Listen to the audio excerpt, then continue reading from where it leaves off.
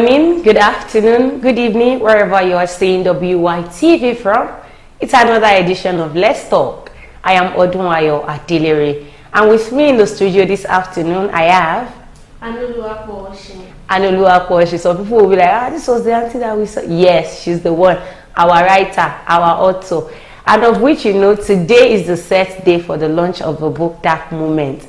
Come 8 p.m. by night, you'll be able to connect with her anywhere you are all over the world around the clock. And please do well to join the launching. Abby? Yes, ma'am. Slated for 8 p.m. You know that this show is a show whereby we'll talk, and it's not just any talk. We talk reasonable talk, different kind of talk that can help your family life, your personal life, individual, collective life, and all that. So we talk both on relationship, educational, anything we find useful that can help you. It is on this platform that we discuss it. And I won't be the only one you'll be saying. Henceforth, you'll be saying myself, you'll be saying Anoluwapo, and any other people that we feel can actually help you with whatever they feel you are going through. Thanks to our viewers home and abroad, we say a very thank you to you. And to our sponsor, Nokpa Abals, we say a very big thank you to you. So what are the things we'll be discussing today? We're actually going to be discussing one cogent thing that we feel is actually affecting our generation right now. And that topic is relationship, not sexual relationship, not relationship boyfriend and girlfriend. It is parent-children relationship. That is what we'll be discussing today. And if we find if we look well into our community today, our environment, we see that this parent-children relationship is lacking so much in our society, because virtually all these young youths that are coming up, they don't have this close rapport relationship with their parents. And if you ask them what happened, the first thing is like, how do I bring myself to talk to my dad? How do I bring myself to discuss with my mom, to let her know that this is what I'm going to? That is why I've come on this platform today, to talk about it and to bring our own honest idea, which we feel can actually help parents and children to regain their lost relationship. When we talk about relationship between parents and children, you should be able to bring a little idea about parents-children relationship, right? Yeah. So when we talk about parent and children relationship, it's talking about the intimacy or the connection between the parent and the children, the communication skills, the love they show toward the children. Intimacy between parents and children. Our society, we'll be dealing more about our personal space. I had an opportunity to talk to somebody, and till date, the pain is still in that girl, because till her both parents passed, she doesn't have that cordial relationship with them. And she is saying she does not want what happened to her to repeat itself on her children. But the trauma is still there. And why? She said anytime she comes back from school, she knows that some parents, the first thing they should do is, how was school today? What happened in school and all that? She will just go inside, and that's just everything for that day. The only thing you will see her talking with her parents is maybe if they want to eat and all that. So she said she felt that is how it should be. They have done their duty as parents to bring me to life, and their duty to send me to school, so they don't have any other duty. So when she grew up, when we now met in boarding house, during visiting days as well, parents will come to school to visit their children, but our parents are always missing in that aspect. Then they were not dead, they are still alive. But now she is like finding, how do I bring myself to erase that memory that I can actually be close to my children? Because there are some set of children that even if they are going on their way and they eat their leg to the stone, they will come back and say, Mommy, this was what happened to me today. And you will find yourself, you go to some people's house, you see the way father and children talk as if they are mates. they are trying to bring that the word you use, intimacy. They are trying to make a stronger bond, a stronger intimacy to come in between them and their children. Why some parents are not, should we really say it is the fault of those parents that are not, that don't know that don't understand intimacy in children? Yes. Why did you say yes? The reason is that I think before you go into, before you start planning to give birth or have any child, I think the first thing you should do is to have education concerning how to build up your children. So that is one of the things we are lacking. So most of us, we train, or most of the parents, they train their children in the way that parents train them. Which is not supposed to be. Yes. My dad trained me from house, home, school and all that. They don't have friends, they don't have anything. Parents out there, both mom and dad, even single parents out there, because it is not only, we have some that due to unforeseen circumstances, they ended up being a single parent. See, when we talk about relationship between parents and children, it starts right from childhood. If your child goes out, or probably somebody carries your child out, when they come back home, like my little one, even though she has not started talking, I was like, how was your day? What did you do to you? I just say, I know with a gradual process like that, it will get to a time when she will start talking, and by the time my mom will always ask me, so when I get home, and irrespective of whatever they might say, some parents are so wicked that even if this child comes home and says, mom, this one, they tend to shut them up. Why should it be like that? I don't know, maybe because I was privileged to talk to a lady recently.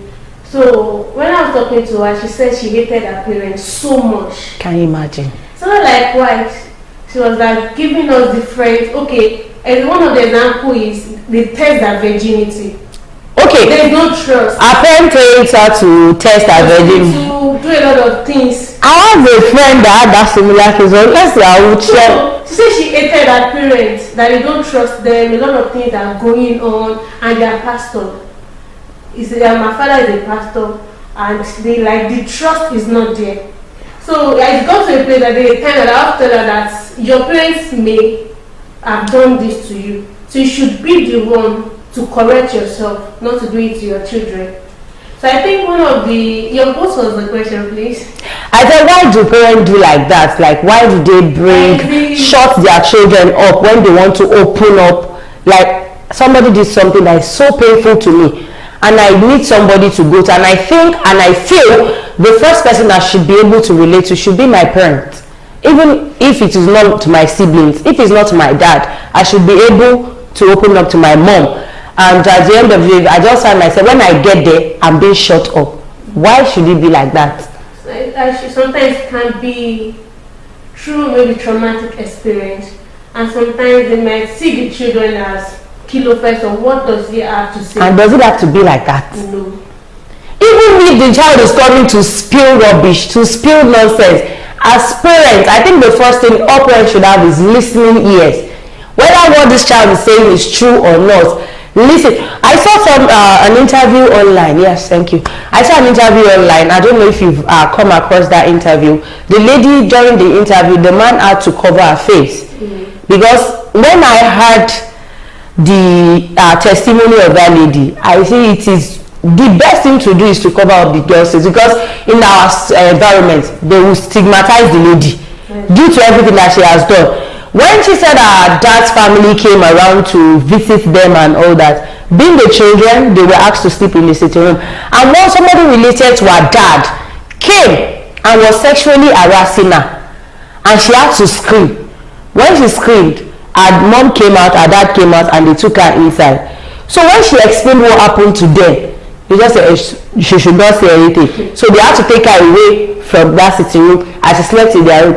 She now said she had her mom and dad discussing that, could this man do this kind of thing? He can't do it. Maybe she's trying to hallucinate her. And she said that was the last time she discussed anything about her life with her mom.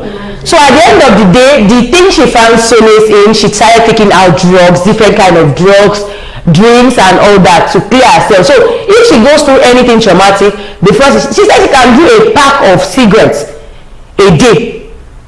Before she now met this, she went for rehabilitation and all that and came out. But look at how her parents actually, the child was in the room with you. Are they supposed to discuss that kind of thing like that? Now, parents, when you see your children coming out to say, we want to talk, we want to do this, we want to do that, sit them down, listen to them. If they accuse anybody, it is your duty to walk up to that person. You were talking about somebody the other time. You said, parents do not trust her and all that. I happened to have a roommate while I was in school then. I know, she might be looking at this right now. She said anytime she goes home for holiday, they're always taking her to the hospital for virginity test. And then she had a boyfriend. It's not as if she doesn't have a boyfriend, but she had told her boyfriend that she can't have anything sexually connected with her and all that. And the guy said, okay, fine. Maybe I did not say I want to date you because I just want to know that I have somebody I am committed to. So every time she comes home, they take her to the hospital for virginity test and they are always meeting her intact. Lo and behold, the day she was going to get this virgin, she was virgin by a bicycle. Jesus. And she was at home. Her mom, her dad, everybody saw it. And that was when she had freedom to do whatever she wants to do. Now the girl, when I saw her, if you say, how did you tell her? I said, even if I do it now, they cannot know. Because they always taking me and the thing happened in their presence. So number one, if you do not trust your children, and if your children do not trust you to talk to you, I don't see any reason to. Or what do you think? There's no relationship at all. Trust is very, very, very important. It is very important. Parents, most especially, this thing is not one-sided. We have some parents now, they will tell you, your bad idea. Go and meet your dad. I don't have time for, which is not supposed to be. It is not one-sided. Once you are in a relationship whereby the father and the mother are actually alive, let the children feel the impact of the two. I came from a home whereby my dad is a no-nonsense man. And my mom, being a pure Yoruba woman, she's a no-nonsense woman as well. But when it comes to talking, they will tell you, they cannot talk to you. You as the child, you now say, 2 days, you will not want to talk to them. They already said the truth. Sure, you eat, Abi, you will not eat. They will still bring the food to come and they know that they already hammered the nail on the head. But they already brought out what they want to bring. At the end of the day, as a child, when you sit down, when you relax, you're like, okay, I think what this set of people are trying to say, they are trying to put me on the right track. They are not trying to make me go astray. But what do we say about the kind of parents whereby all they have to give to their children is money, money, money, no attention, nothing. It is not right because why would you say it's not right? Is not money. Why do you say everything is not money? I want to make my hair. Is it parent that wants to take there? I understand. Money is important. Everything is not money. Sometimes you need emotional connection. Money can bring the emotional connection. Yes, Why can't it bring the emotional connection? Just imagine you coming home, then you want to discuss something with your parent. The first thing they ask is, chauffeur, do you want money? No, just imagine it. You get, Daddy, this and this happened to me, without him listening to you, and the first thing he asked you was, do you want money? How will you feel? And I think it's a question. He asked me, do I want money? And you are bringing something very important. But I think it's also the duty of the child to say, Daddy, it is not money that I want to talk to you. What if the children and the parents are this kind of people that their only concern is my children, or the only thing they need is just money? I think it is also in the place of the child. You can call a meeting. I think the child can actually scold the parent. Yeah. My viewers out there, I don't know your opinion about what I just said. Children can scold their parents. In what sense, if you ask me? It is not that no matter how busy they can be, they will still come home to sleep right. At night, the children can call them, Dad, Mom, we need to talk. But not all parents. No, we need to talk. And if they we'll talk tomorrow. See, there are some things that even in anger you can resolve. That's true. You've been carrying this burden right inside of you to discuss. You don't know the person to talk to. and the only set of people you feel is available that you can talk to is your parents, and they are telling you that I can stand at the entrance and shout, "Mommy, Daddy, I want to talk to you," and if I see they are not listening to me, I will pour everything I want to pour. It is now in their sense, their duty to like sleep over what I say. And the following day, you see if the child actually says that kind of thing. If it is parents that are reasonable, they will come first thing in the morning to actually call the child that you were saying something yesterday. I think we need to discuss it. But before we continue, let's go on a short commercial break to our sponsor, Nokpa. When we come back, we'll continue from where we stop. Don't go nowhere, stay tuned. I'll be right back. When life breaks into the beautiful splendor of nature, and the kids can't just resist the temptation to explore to its zenith with the full assurance that the perfect backup is on the way for a perfect refilling. Nokpa, we always come to the rescue anytime, anywhere, any day, anyway, anyhow, round the clock. The family just can't get a better companion aside Nokpa. Nokpa Herbal Mixture, the family's best bet. With Nokpa, healthy living is guaranteed for me and my family. Nokpa for management of power. You're welcome back from that short commercial break. That is our sponsor, Nokpa Herbals. Thank you so much. You want to be a distributor of Nokpa Herbals? It varies. Nokpa Herbal Mixture, Herbal Tonic, Herbal Bitters, Herbal Flusher Powder, Herbal Energy Powder, Herbal Cool. You can call the number +234 7025 31 3001. +234 7025 31 3001. You are welcome back once again. And with me in the studio is still Anu Oluwapo Oshe, our author, our writer, our motivational speaker, our Be Motivated Up founder. Okay, like we were discussing before we went on that short commercial break, I said child can actually scold their parent in a respectful way, not in a disrespectful way. So it is now in the duty of that parent, like what this child said is actually the truth, because money cannot always solve the problem of children. If they keep giving money, it's to get to say even the child will never come home to ask for that money that you are giving to them. I don't know if you've actually, they won't come and say, "Mommy, I need money." You will just get to say that this child is not coming anymore. What the parent is failing to give to the child at home, somebody is already giving them outside, and the person that is giving them outside is not giving them in a positive way. Instead, the person is giving them in a negative way, the other way around. Now, such a child has now gone deep into the world. How do you want to bring that kind of child back? I don't understand. I saw something of recent on social media. The girl is a child of a pastor. I don't know. I think the video is an old video, but it's spotted out of recent. The man was beating the child stark naked. There was no panties, no on this, nothing was on the child. What did the girl do? I think she was in school. She was putting on a net cloth. All of her private part was outside. Just the net was covering it, and she was dancing to one of those hip hop songs and other. And at the same time, she was smoking shisha. And she happened to be a child of a pastor. So unfortunately for her, her dad saw it. I don't think if she comes back to that, and I saw something immediately. I saw that video. I said what the girl did was wrong. The way the parents approached it is actually wrong. Very wrong. Because number one, you are beating that girl. She's not a small girl. She's a grown-up person. You are beating her online. She still went to the extent of putting on a net, and you already upgraded her to